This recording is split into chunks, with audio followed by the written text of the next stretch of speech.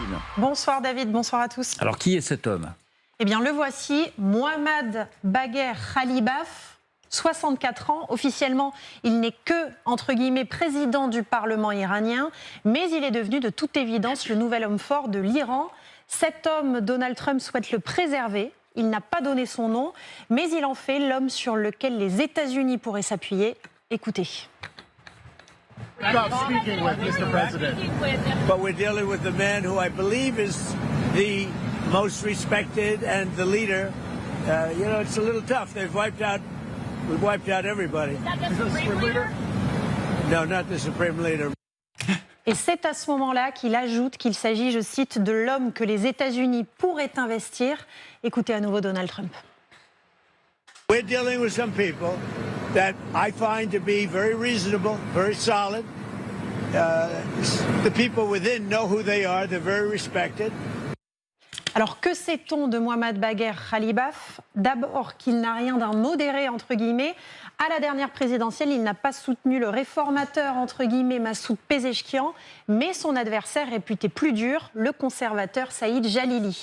Selon le Times of Israel, la menace de frapper les installations énergétiques des pays du Golfe, c'est lui. Les frappes contre les gisements de pétrole ou de gaz des pétromonarchies, c'est lui.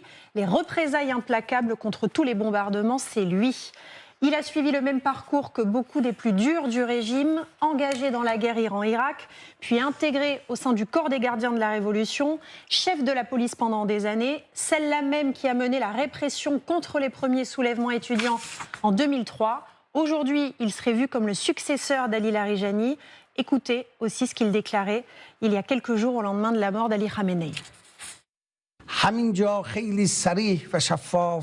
به ترامپ و نتانیاهو و عوامل و ایادی آنها میگویم دوباره تأکید میکنم هم به این دو جانی کثیف و هم به همه عوامل آنها میگویم.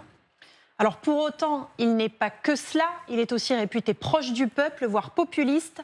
Candidat à la présidentielle de 2017, il affirmait, à propos de l'élite, il y a 4% de sangsues qui sucent le sang de 96% de la population, je vais vous en débarrasser. Et aujourd'hui, avec les éliminations en série, il se retrouve au centre du jeu. Il n'empêche qu'il a toujours été dans les premiers cercles. On le voit ici, vous allez le voir en photo avec Ali Khamenei, Qassem Soleimani, Ibrahim Raïssi, Ali Larijani. Pour les politiques, il est expérimenté. Pour les gardiens de la Révolution, il est l'un des leurs, au gradé qui plus est, avec le même discours jusqu'au boutiste. Voilà ce qu'il déclarait par exemple samedi. Nous entrons dans une nouvelle phase de la guerre. Le régime israélien ne parvient plus à intercepter nos missiles. Le ciel d'Israël est sans défense. Le moment est venu de frapper plus fort. Alors joue-t-il un double jeu ou bien est-il authentiquement en dehors du coup? En tout cas, il y a quelques minutes, il assurait qu'aucune négociation n'a eu lieu avec les États-Unis. Merci Justine.